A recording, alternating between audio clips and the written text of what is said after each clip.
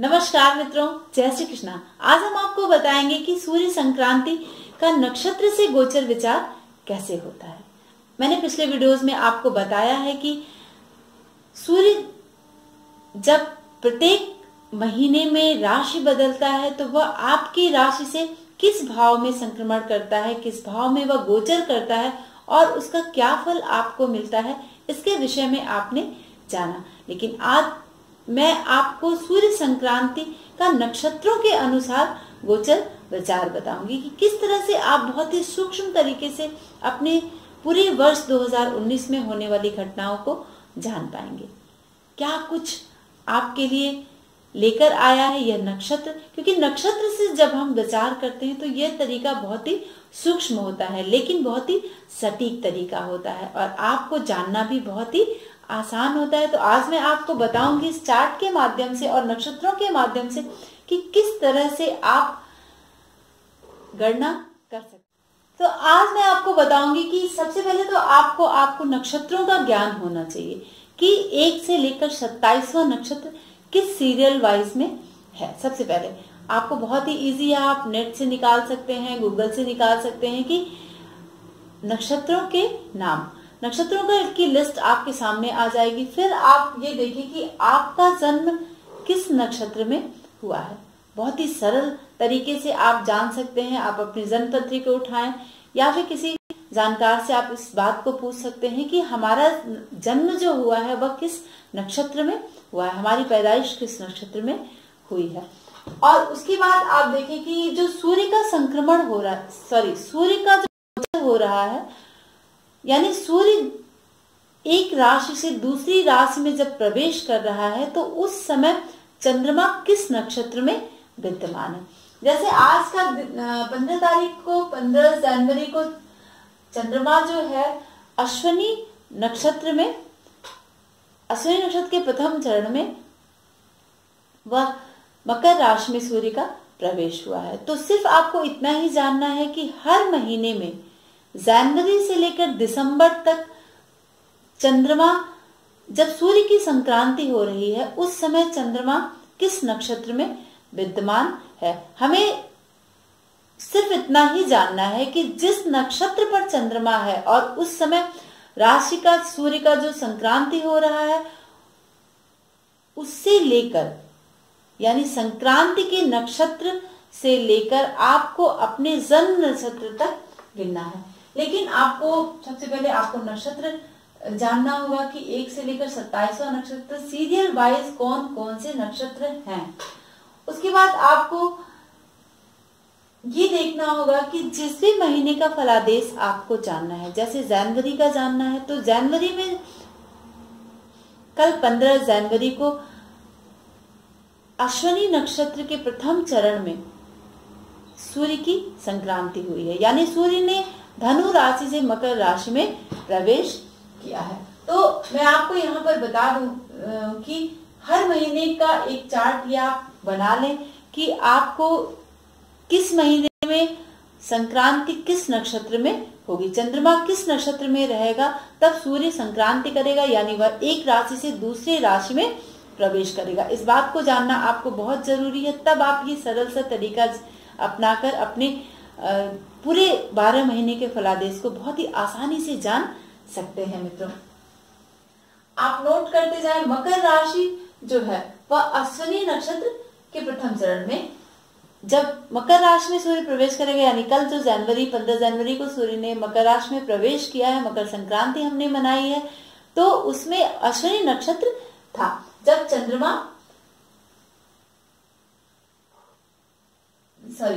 सूर्य ने जब प्रवेश किया है। दूसरी है कुंभ राशि, यानी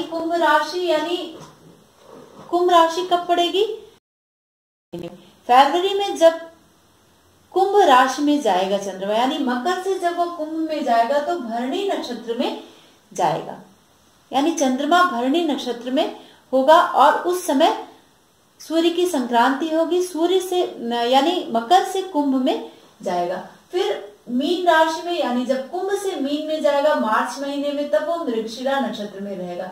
फिर अप्रैल के महीने में वह मेष राशि में जाएगा, यानी मीन से मेष में जब सूर्य की संक्रांति होगी तब उस समय अश्लेषा नक्षत्र पर चंद्रमा होगा। फिर अप्रैल मई में वह उत्तरा फाल्गुनी नक्षत्र में होगा, यानी 10वां नक्षत्र है यह। और वृष राशि में, यानी मेष से वृष राशि में सूर्य प्रवेश करेगा, तब उत्तरा फाल्गुनी नक्षत्र में करेगा। यह मई के महीने में होगा। जून के महीने में वह वृष राशि से मिथुन राशि में सूर्य जाएगा और अनुराधा नक्षत्र होगा। जुलाई के महीने में पूर्वाषाढ़ा नक्षत्र पर चंद्रमा होगा और मिथुन से कर्क में सूर्य का प्रवेश होगा, यानी संक्रांति होगी। तो यह आप इस चार्ट को जब आप जान लेंगे तो बहुत ही आसान तरीके से मैं आगे आपको बताऊंगी कि आप कुछ फलादेश पूरे वर्ष आपको मिलने वाला है, क्या लाभ होगी और क्या हानि होगा। फिर आप अगस्त महीने में जब कर्क राशि से सिंह राशि में सूर्य की संक्रांति होगी तो वह पूर्वा भाद्रपदा नक्षत्र होगा। सितंबर के महीने में जब सिंह राशि से कन्या राशि में सूर्य प्रवेश करेगा तो वह अश्विनी नक्षत्र में सूर्य की संक्रांति होगी। फिर अक्टूबर के महीने में कन्या राशि से तुला राशि में सूर्य का जो संक्रांति होगा वह रोहिणी नक्षत्र में होगा।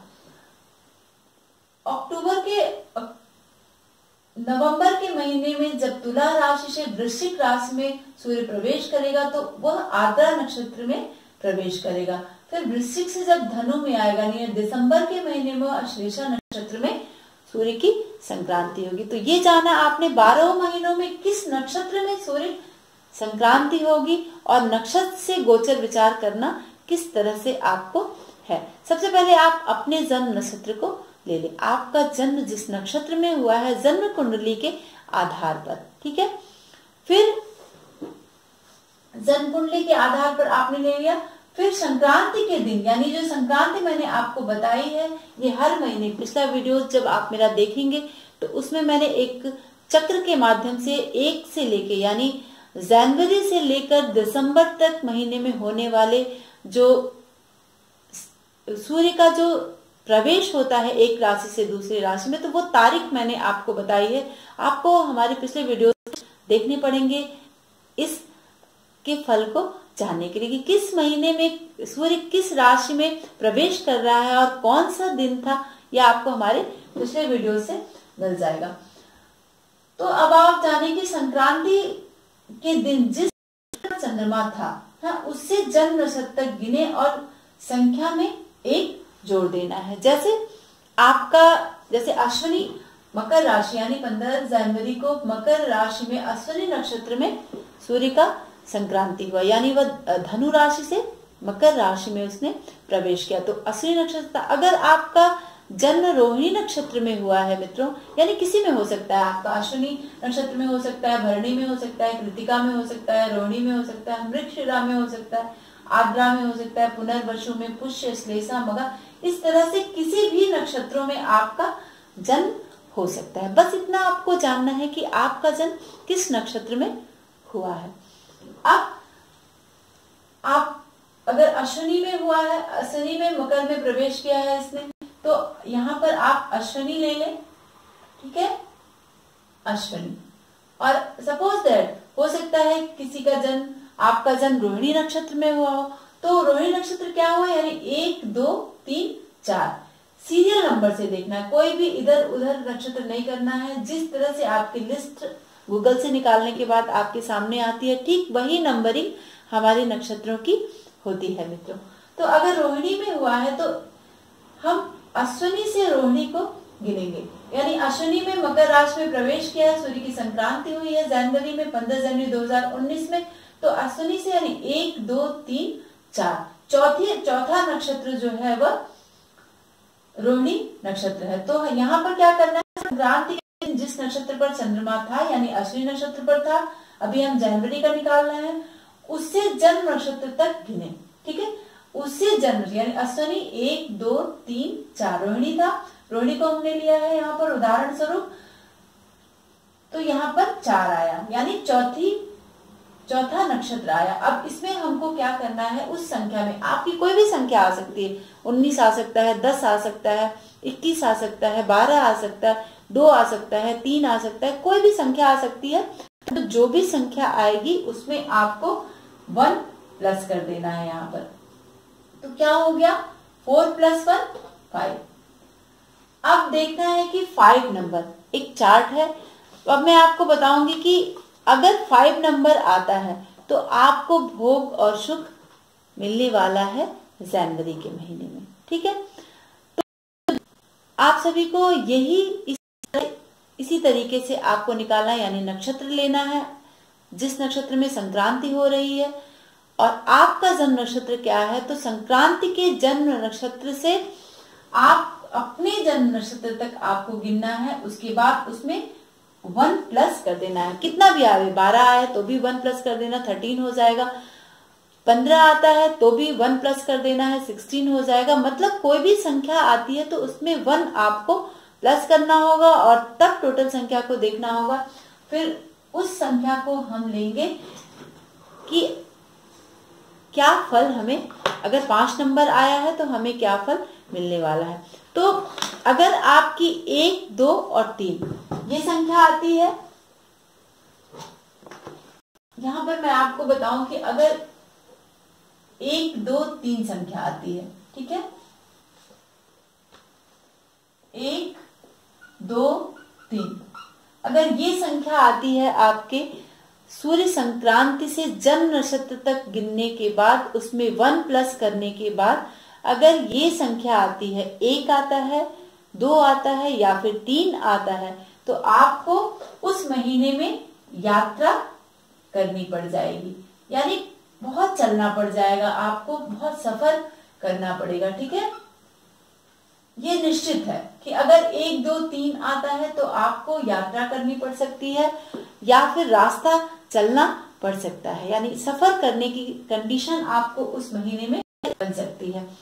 यदि सूर्य संक्रांति से और आपके जन्म नक्षत्र तक गिनने के बाद उसमें 1 प्लस करने के बाद 4, 5, 6, 7, 8, 9, यानी 4, 5, 6, 7 और 8, फिर 9, ये संख्या अगर आती है, यानी अभी हमने जोड़ा तो यहाँ पर 5 आया, तो अगर ये संख्या आती है तो आपको उस महीने में भोग और सुख की प्राप्ति होगी। ये बहुत ही सूक्ष्म फलादेश है और इस तरह से अगर आप अपने गोचर को देखते हैं सूर्य संक्रांति के आधार पर, नक्षत्र के आधार पर, तो बहुत ही सूक्ष्म तरीके से आप उस महीने में मिलने वाले फल को जान पाएंगे मित्रों।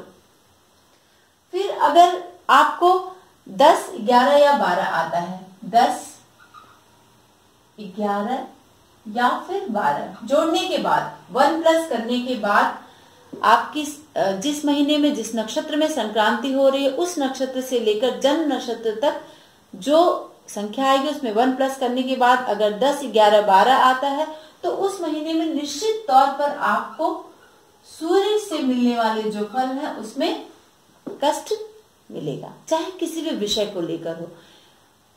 प्रथम भाव से लेकर हमारी कालपुरुषी कुंडली में प्रथम भाव से लेकर 12 भाव तक के विचार को से संबंधित हमें कष्ट मिलने वाला है। यानी जब 10वीं, 11वीं और 12वीं नक्षत्र की जब संख्या आपके लाइफ में आएगी तो आप इस बात को जान लें कि वो नक्षत्र जो है वह केतु का होता है, शुक्र का होता है और सूर्य का होता है। तो ये 3 जो ग्रह हैं, यानी 10, 11, 12, शुक्र, केतु और सूर्य, ये 3 नक्षत्र जो होते हैं इसमें हमें कष्ट मिलता है जब इसका ट्रांजिट होता है। हमेशा आपने देखा होगा कि सूर्य के साथ जब शुक्र होता है तो बहुत ही पीड़ा देता है या उस भाव को वह खराब करता है। केतु भी सूर्य के साथ और शुक्र के साथ, तीनों मतलब जो नक्षत्र होगा उसका स्वामी जो होगा, आप यहाँ पर देखें 10वां नक्षत्र यानी मघा नक्षत्र, 11वां नक्षत्र पूर्वा फाल्गुनी नक्षत्र और 12वां नक्षत्र जो है वह उत्तरा फाल्गुनी नक्षत्र है। ये उत्तरा फाल्गुनी नक्षत्र आप देखें यहाँ पर, यानी मई के महीने में आपको आएगा। तो यदि आपके नक्षत्र से 10वां, 11वां और 12वां है तो मई के महीने में आपको कष्ट मिल सकता है, यानी प्रथम से लेकर 12 भाव तक किसी भी विषय को लेकर आपको कष्ट मिल जाएगा। तो इस तरह से आप इस विचार को करें। आप अपने नक्षत्र और जो संक्रांति का नक्षत्र है उसको आप जोड़ लें और फिर उसमें एक संख्या जोड़ लें, तो यह सूक्ष्मता आपको बहुत ही आसानी से मिल जाएगी। अब हम बात करेंगे कि 12, फिर 13, 14, 15, 16, 17, 18। 13, 14, 15, 16, 17 या फिर 18। अगर ये नक्षत्र आता है, 13वां नक्षत्र, 14वां नक्षत्र, 15वां नक्षत्र, 16वां विशाखा है, 17वां अनुराधा है, 18वां ज्येष्ठा है, यानी 13 से लेकर 18 नक्षत्र तक ये संख्या अगर आती है आपकी, तो उस महीने में आपको बहुत ही सुंदर सुंदर कपड़े आप खरीद सकते हैं अपने लिए। अच्छे और सुंदर नवीन वस्त्र की आपको प्राप्ति होगी, नवीन वस्त्र की संभावना बनेगी, यानी आप वस्त्र को कलेक्ट करेंगे, हो सकता है शॉपिंग करने चले जाएं आप, और सुंदर वस्तु की प्राप्ति होगी।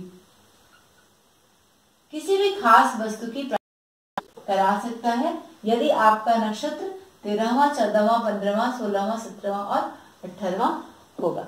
फिर हम बताएंगे कि अगर 19वां नक्षत्र है, यानी 19 है, 20 है और 21 है, तो ये नक्षत्र फिर आप ध्यान दें कि 19वां नक्षत्र क्या है, ये मूल नक्षत्र है। फिर 20वां पूर्वाषाढ़ा है, 21वां उत्तराषाढ़ा है। तो ये नक्षत्र भी आपको, अगर आपका जन्म नक्षत्र और संक्रांति से ये नक्षत्र आता है एक जोड़ने के बाद, तो आपको किसी भी विषय को लेकर हानि करा सकता है।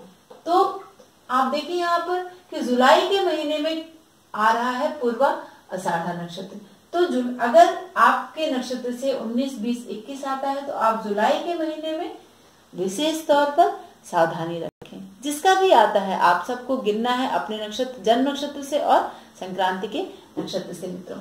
तो आपको बिल्कुल सटीक पता चल जाएगा कि जनवरी से लेकर दिसंबर महीने में हमें किस महीने में लाभ मिलेगा और किस महीने में हमें हानि होगी, सूर्य के गोचर को लेकर मित्रों। फिर हम देखेंगे कि 22वां,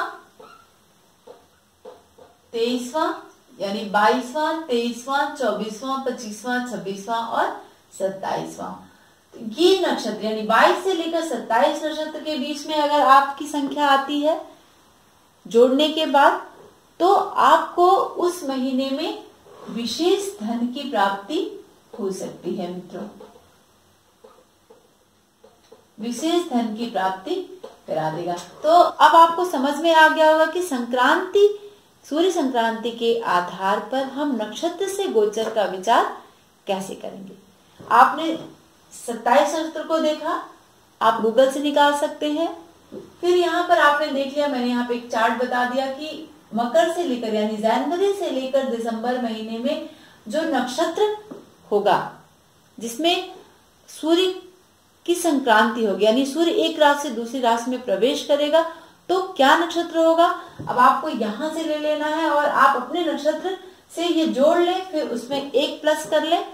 उसके बाद आप ये जो फल मैंने बताया है, आप उससे जान सकते हैं कि आपको किस तरह का लाभ मिलेगा। तो 2019 में जनवरी से लेकर दिसंबर महीने में नक्षत्रों के आधार पर आप बहुत ही सटीक, तो मुझे उम्मीद है मित्रों कि आपको बहुत ही अच्छी तरह से समझ में आ गया होगा। और अगर कोई होती है तो आप हमें कमेंट बॉक्स में दीजिए और मैं उसका उत्तर आपको समय मिलने पर जरूर दूंगी। तो आज के लिए बस इतना ही। नमस्कार मित्रों, जय श्री कृष्ण।